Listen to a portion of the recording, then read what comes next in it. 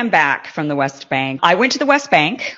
That's where I went. I was a delegate in a group. I was invited. Before this, I had no Palestinian friends, really. I don't think I now have a few, but before this trip, I don't think I had any Palestinian friends. So I have many, many Jewish friends. So I don't have an agenda that would be for any reason pro-Palestine, but I am an American and I am a tax-paying American.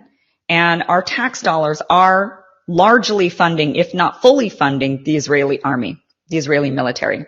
Only one group is in power, and that is the Israelis. They are the ones in power, and they're the ones who are able to exert oppression and human rights abuses against the Palestinians. The Palestinians are not in power. They're not able to turn around and commit the same human rights abuses and the same oppression against the Israelis. And there is no excuse for the human rights abuses that I witnessed over there. There's absolutely no excuse for it. And I struggled with this week because what I saw to me was so terrible. The oppression and the abuse that I saw was so horrible that I couldn't believe one group could do this to another group. It's just something that's like beyond my mind. And it's something specifically beyond my mind when I think about who's doing it, because I think of these, the Jewish people and what they went through. And how could they then turn around and do something that looks very similar to another group of people? The abused has become the abuser. And I can't even express in words what I saw because it's not believable. Honestly, it isn't believable. I didn't believe it until I saw it for myself. They're hindering the business. They're hindering the freedom of movement. The water situation is one of the worst human rights abuses that I witnessed while over there. And I can say that Bernie Sanders has recently come out to condemn the Israeli government, the racist Israeli government, and the treatment of the Palestinian people. And I can tell you firsthand that it is much, much worse than any of us can express to you. It is much, much worse. It is beyond belief that westernized people can do this to another group of people, all under the name of security. They say it's security reasons. Now, I know I am going to be hated on. I know that I'm going to be called an anti-Semite. We have to stand up for what is right and wrong.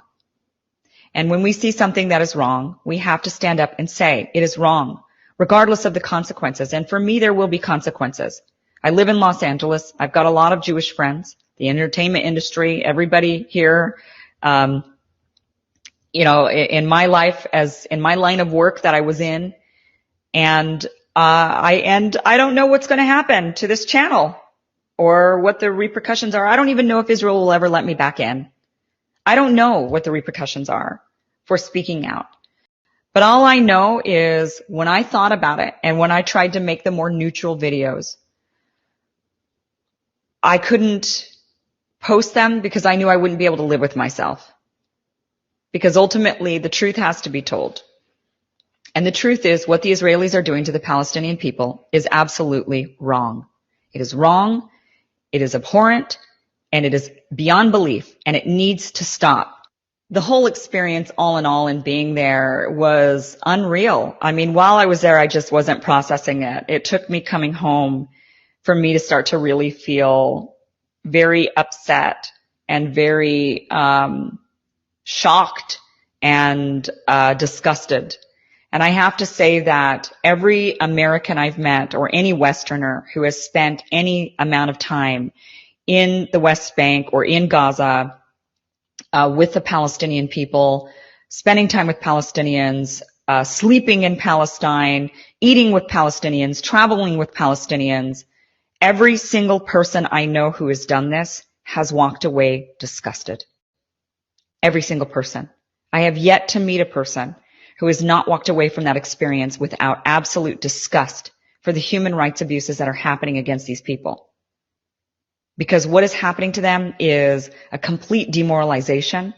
They are being ripped of all hope.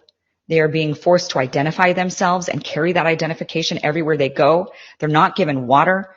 They're not given cleanliness. They're not given access to each other, to schools, to roads. They've got separate roads in the West Bank. They've got roads that are just for Israelis in the West Bank. Could you imagine they've built